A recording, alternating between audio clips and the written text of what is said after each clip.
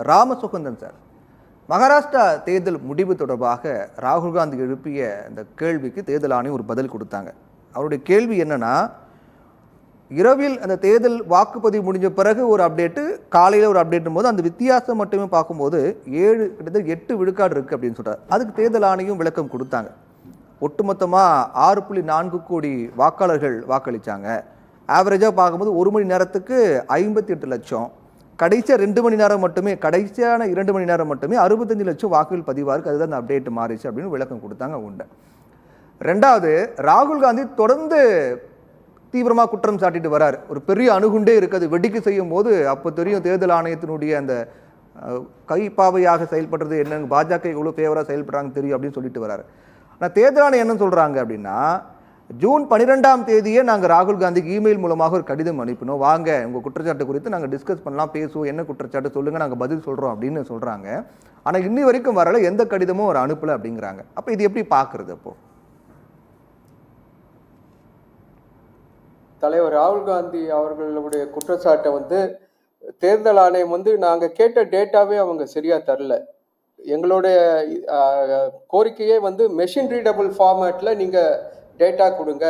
அதே போல் இவங்க 5 மணிக்கு அப்புறம் நடைபெற்ற அந்த வாக்குச்சாவடிகள் நடைபெற்ற வாக்காளர்களின் சிசிடிவி காட்சிகளை கொடுங்கனாக்க சிசிடிவி காட்சிகள் இல்லை அப்படின்றாங்க.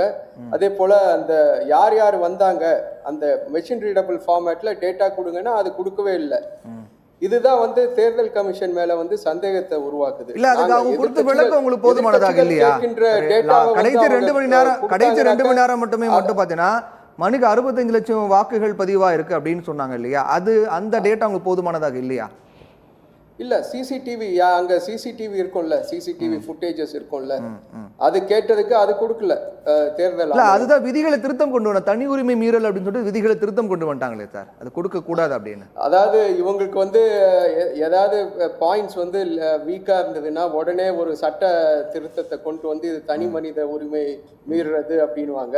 ஆனா எதிர்கட்சிகள் சொல்ற குற்றச்சாட்டு எல்லாம் பொய்ன்னு இவங்க ஒத்த காலில் நிற்பாங்க. ஆனா நீங்க எங்களுடைய ஆதாரத்தை நாங்க ப்ரூவ் பண்றதுக்கு இந்த டேட்டாஸ் எல்லாம் கொடுங்கன்னா கொடுக்க மாட்டாங்க. ஏன்னா எல்லாமே வச்சிருக்கிறது தேர்தல் ஆணையம் தான். தேர்தல் ஆணையத்தை வைத்துக்கொண்டு இவர்கள் பல்வேறு சித்து விளையாட்டுகளை விளையாடுகிறார்கள். இப்போ சுப்ரீம் கோர்ட்லயே என்ன சொன்னாங்கன்னாக்க, நீங்க பீகார்ல 11 டாக்குமெண்ட்ஸ் கேட்டிருக்கீங்க, அதாவது ஒரு வாக்காளரா என்ரோல் பண்றதுக்கு. அதுல 11 டாக்குமெண்ட்ல 8 டாக்குமெண்ட் ஈஸியா ஃபோர்ஜ் பண்ணலாம் அப்படின்னு ஒரு சுப்ரீம் கோர்ட் ஜட்ஜ் இந்த வழக்கு நடந்தப்ப ஒரு பாசிங் ரிமார்க்கா கொடுத்துருக்காரு. அதனால நீங்க ஆதார நீங்க இதா எடுத்துக்கணும் அப்படின்றாங்க. இதே தேர்தல் ஆணையம் தான் கொஞ்சம் வருஷத்துக்கு முன்னாடி ஆதாரையும் தேர்தல் அட்டையும் ஒன்னா இணைக்கணும்னு ஒரு இது கொண்டு வந்தாங்க. இது மாதிரி கொண்டு வந்த தேர்தல் ஆணையம் தற்போது தங்கள் நிலையை ஆதார் ஒரு ஐடி ப்ரூஃபா எடுத்துக்க மாட்டோம், அவங்க இஷ்யூ பண்ண இபிக்கே ஐடி ப்ரூஃபா இதா எடுத்துக்க மாட்டோம் அப்படிங்கிறப்ப தேர்தல் ஆணையம் நிறைய போலியான டாக்குமெண்ட்லாம் இருக்கு, புழக்கத்துல இருக்கு. வாக்காளர் அடையாள அட்டை, ஆதார் கார்டு நிறைய போலியாக இருக்கு. அதை சரி பண்ணுறது செய்ய வேண்டியது தேர்தல் ஆணையத்தோட வேலை தானங்க. அதான் சரி பண்றாங்க. அதுதான் அந்த டாக்குமெண்ட் தவிர்த்து மற்றதெல்லாம் கேட்டு சரி பண்றாங்க. போலி வாக்காளர்கள் அட்டையை கண்டுபிடிக்கிறது ரொம்ப ஈஸியாச்சு. இப்போ இவங்க தான் சொல்றாங்க டிஜிட்டல் இந்தியா ஆக்கிட்டோம், எல்லாத்தையும் டிஜிட்டல் மயம் ஆக்கிட்டோன்றாங்க. டிஜிட்டல் ஒரு சிம்பிள் சாஃப்ட்வேர் போதுமே. யார் யார் போலி வாக்காளர்கள், யார் உண்மையான அடையாள அட்டையை வைத்திருக்கிறார்கள் என்று கண்டுபிடிப்பது ரொம்ப ஈஸி. இவங்க தான் ஆதாரோட இணைக்கணும்னாங்க. இப்போ ஆதாரையே நாங்க அடையாள டாக்குமெண்டா எடுத்துக்க மாட்டோம் அப்படின்றப்போ தேர்தல் ஆணையம் முன்னுக்கு பின் முரணாக பேசி வருகிறது.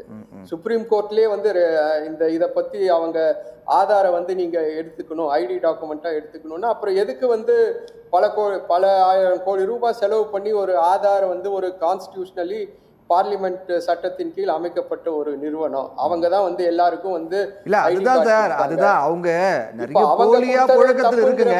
தேர்தல் ஆணையத்துக்கு அத சொல்றதுக்கு சட்டத்துல இடம் இருக்கா என்ன தெரியலையே. தேர்தல் ஆணையம் யார் யார் டாக்குமெண்ட் வச்சிருக்காங்களோ அவங்கள வந்து தேர்தல் வாக்காளர்களா சேர்ப்பது தான் அவங்களோட கடமை. சரி. அதை விட்டுட்டு நீ வந்து இந்த ஊர் ஆளே இல்லை, நீ இந்தியனே இல்லை, நீ வெளிநாட்டு ஆளு அப்படின்னு சொல்றதுக்கு தேர்தல் ஆணையத்துக்கு அருகதை இல்லை.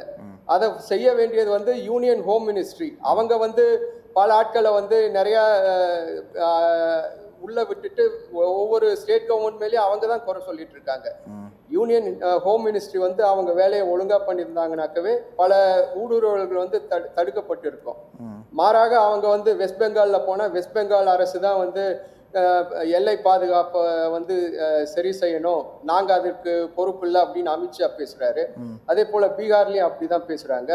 இவர்கள் வந்து தங்களுடைய பொறுப்பை தட்டி கழித்து தேர்தல் ஆணையத்தை வைத்து எதிர்கட்சிகளை வந்து நசுக்குகிறார்கள். அதுதான் உண்மை. இந்த குற்றச்சாட்டு எப்படி பாக்குறீங்க? செய்யறாங்க என்பதுதான் வந்து காங்கிரஸ் கட்சியின் குற்றச்சாட்டு. இந்த குற்றச்சாட்டுக்கு வந்து விரைவில் வந்து எங்கள் தலைவர் வந்து அந்த ஆதாரத்தை தேர்தல் ஆணையம் சொல்றாங்க, தேர்தல் ஆணையத்தையும் அதோட ஊழியர்களையும் அச்சுறுத்த தொடங்கி இருக்கார் ராகுல் காந்தி. நாங்க கூப்பிடுறோம், இமெயில் மூலமா கடிதம் அனுப்புறோம், வாங்க பேசுவோம் அப்படின்னா வரமாட்டேங்கிறாரு. இல்ல அவங்க கேட்ட டாக்குமெண்ட் கொடுங்க, அதுக்கப்புறம் நாங்க பேசுறோம் தான் சொல்லியிருக்காங்க. நீங்க வந்து மெஷின் ரீடபிள் டேட்டா கொடுங்கன்னு சொன்னாங்க, அது தரல. அதே போல வேறு சில தரவுகள்லாம் கேட்டாங்க, அது வந்து தேர்தல் ஆணையம் கொடுக்க முடியாதுன்னு சொல்லியிருக்காங்க. சரி.